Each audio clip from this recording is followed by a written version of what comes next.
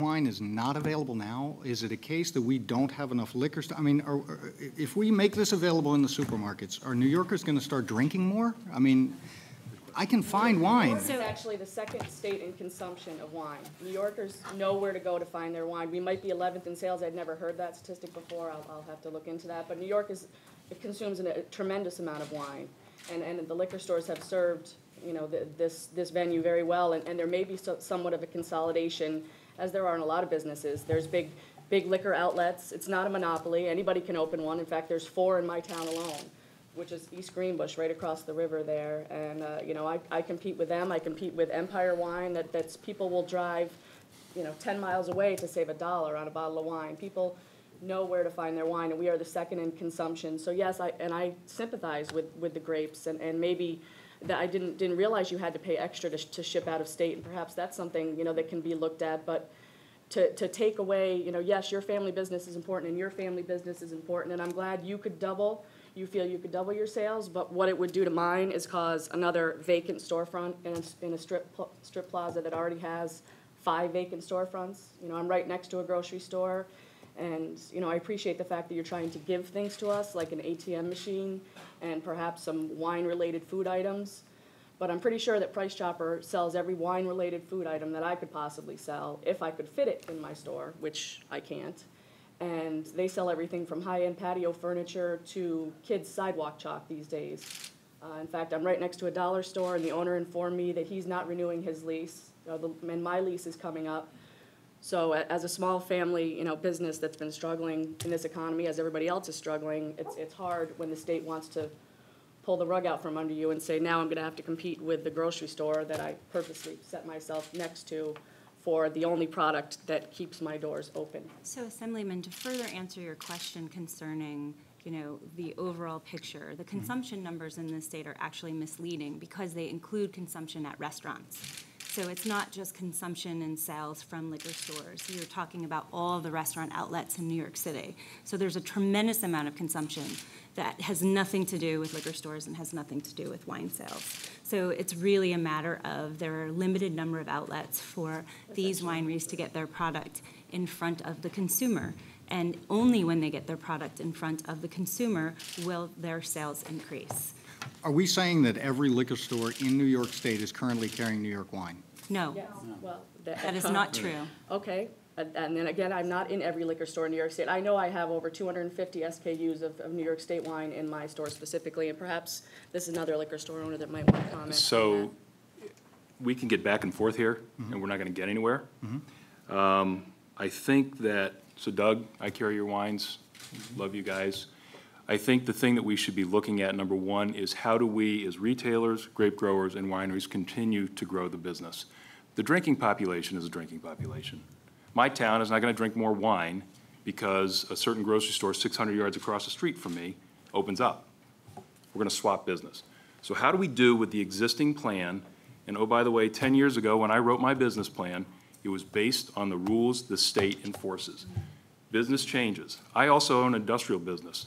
When my market changes, I can make moves because the state isn't controlling what I do. The liquor authority controls what I do.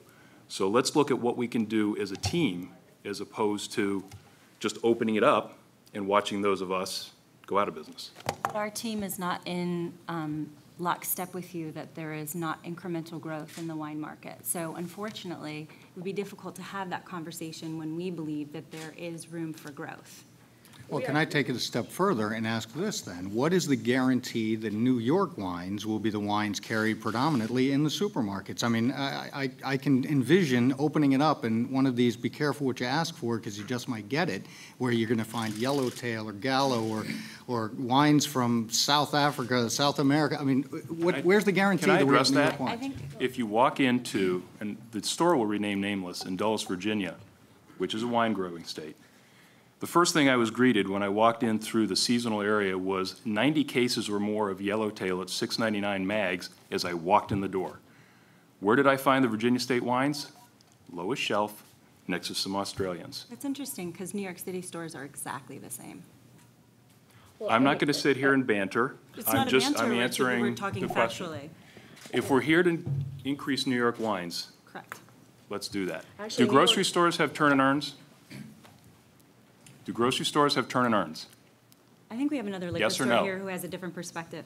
I'm gonna look at Doug's Wine Cabernet. I don't know the offhand retail price. If a New York cab sits on a shelf in a grocery store for 3 months, is it gonna come off the shelf and be replaced by a faster mover? I'm actually here to answer questions of the folks, the decision makers that want to learn more about this issue. If you'd like to ask me questions afterwards, I'd be happy to address you. Sorry. If I may comment, I think our members would welcome the opportunity to promote New York wines. We see a huge movement towards buy local. I think if we had the opportunity, we could see pairing New York wine with other local artisan products, and we think we would promote it more. So when you say, would we sell predominantly New York wines? I don't know if I would go that far, but we would certainly give them an opportunity. We think we would promote it. We know that our customers seek out local products when given a choice, and I think we would promote it much more aggressively than the liquor stores do. So I think it would be a real boon. If you look at the numbers of stores, just the mere numbers, we only have 2,500 liquor stores. We have 21,000 food stores. So just the fact that we could stock up and make this product more available would introduce wine to a whole new class of customers. We actually do want to promote New York State wines. In fact, our association has sponsored roundtables here. How do we increase demand for New York wines? The Metro Association and New York State Liquor Store Association has a New York Wine Month. We have signage around the Wine Month. We have, and the majority of them have sections. There's always room for growth, and we would love to come to the table with the New York State wineries. Again, I carry over 200 New York State wines and would love to expand the section. We talk about the New York State wines to the consumer, and we agree that there's a partnership there that could be better. But we don't think that taking away our business and giving it to grocery stores that already have 200,000 SKUs, things to sell, they're not going to go out of business if they don't get wine. And if they do get wine, I will. We've got grape growers going out of business already. As a sixth-generation farm, we've always had a waiting list for our grapes. Our grapes have been in numerous Governor's Cup winning wines. And for 5 years, we've been putting grapes on the ground. So something's wrong. The market is not there for our wineries. And it's very important to expose the consumer to more and more New York locally grown products, one of them being wine. The competition isn't necessarily the Yellowtails and the California wines. The competition is really giving the consumer a choice to make their own decision. There's a lot of flavored waters and energy drinks that are in the marketplace, and there's a lot of new flavors of beer in the market. The issue here is really giving the New York State consumer a choice to buy a New York locally produced product that happens to be wine. If you open the grocery stores to the exposure of having New York wines, the wineries will have more exposure and shelf place for their product. I can in turn, as a store owner, not have to deal with the Yellowtails, and I can bring in more New York SKUs into my store to let me be a differentiated entrepreneur. So I look at this as an opportunity of exposing the consumer to choice and giving me, a business owner, a way to differentiate myself in the market to make more margin and return. Let me say also that and I don't want to pit one against the other, not to vilify the supermarkets in any way, shape, or form. The supermarkets want to do business, the vineyards, the grape growers, everyone. I think we all agree that what we would like to do is increase the business here and find a way to do it. But I think we need to find a way to do it that's not going to hurt one sector, and there's absolutely no question that this is going to hurt the mom and pop liquor stores and the smaller distributors. There's a bill pending right now. If I could finish, there's a bill pending right now. If I can interject. Can I finish one thought? A bill pending right now that would allow wine to be included in gift baskets, to be mailed out, all across the country, to open up a brand new market. Why aren't we discussing a bill like that would open up a market without hurting someone? Why aren't we getting innovative and finding other solutions to help everyone involved? Because there is going to be a victim in this. There will be. Absolutely. You know what? This bill would allow that type of activity in the contemplated extra activities for the liquor stores to participate in. So that is part of it. And it's been difficult formulating this legislation because the liquor store side of the industry refuses to give any suggestions on what would be helpful or what wouldn't be helpful. And so some of the things that are added in this bill are things that we were able to come up with, discussing it amongst ourselves, without input from the Liquor Store Association, which would be helpful in something like this.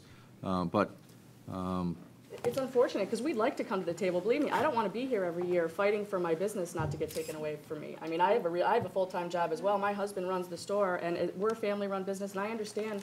I don't want you to see put grapes on the ground either. And there might be a few liquor stores that want to market differently, and you're certainly open. You don't have to carry Yellowtail in your store. Everybody's open, but the majority of liquor stores, there's no way you can say that this would not hurt us, regardless of whether you give me cheese or the ability to sell gift The baskets. consumer gets hurt without an option for a liquor store owner to pick and choose how to meet his customers' requests. You can pick and From the choose. standpoint of, when you're in a location that people are actually asking you for other products, like, where are your cherries, because I want to make a mixed drink, or where is your mixers, or where are your pretzels, and where are your other items that I would like to purchase while I'm here, Well, I can't I provide didn't that invest my under- money to open a grocery store. If I wanted to carry all those things, I certainly could have, and I invest my wouldn't have money for a invested. grocery store either. However, I do have customers that want gift baskets. And then I And I could- can't make gift baskets Well, and sell them. then, But this would allow me the opportunity to do that.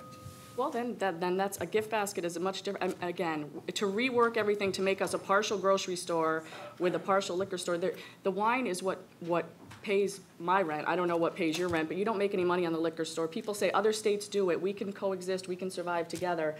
But, you know, we make almost nothing on the margins of liquor. Liquor is there for customer convenience, you know, but certainly your profits come from the wine. And again, I don't This would give us want the to. option to have other products with higher margins, with better returns, to serve the customer who's asking for other choices. Well, how come you can maybe find one, there's a very few liquor stores that would be in favor of this, as opposed to the thousands and thousands that I'm here Right now, the state of representing. New York says to liquor stores, open and close your store, collect sales tax, and buy the way we tell you to buy. And that's all is required of a liquor store owner in this state of New York.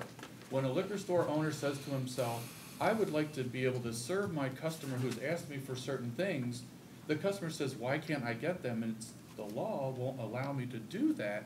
The And that's how, consumer when gets you hurt. opened your business, you knew the laws, just like I knew the laws, and did your business plan accordingly, I would assume. Of I'm course next I to a did, but grocery this store helps me where, grow that my sells business. cherries and pretzels, and every other thing I could possibly put in a gift basket at a much less cost than what I could do. Well, the interesting part is in a 5,000 population town of which my store exists, a convenience store was next to me in my plaza.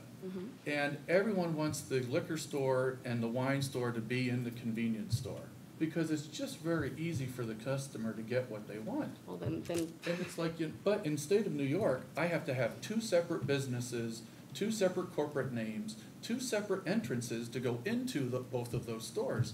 So as a business owner, why would I open up a second corporation and manage a second store when this proposal would allow me to do what I want to do within the confines of my rental space? because now? perhaps the other 3,000 liquor stores in this state realize that there's no way you can say that the majority of them would not close down. There might be one or two in a tourist section that would like to carry some cheese or some crackers. The majority of liquor stores will be severely hurt by this. And again, I don't want to get into a back and forth either. That isn't our job. the And as issue- far as increased access, if you want to talk about underage increased access, that's exactly what you do. And I have underage people- drinking. I have moms and dads bringing. Underage Okay, drinking all right, actually is a let's, whole nother you know, issue. I want to have some back and forth, but I don't want to have everybody talking all over each other and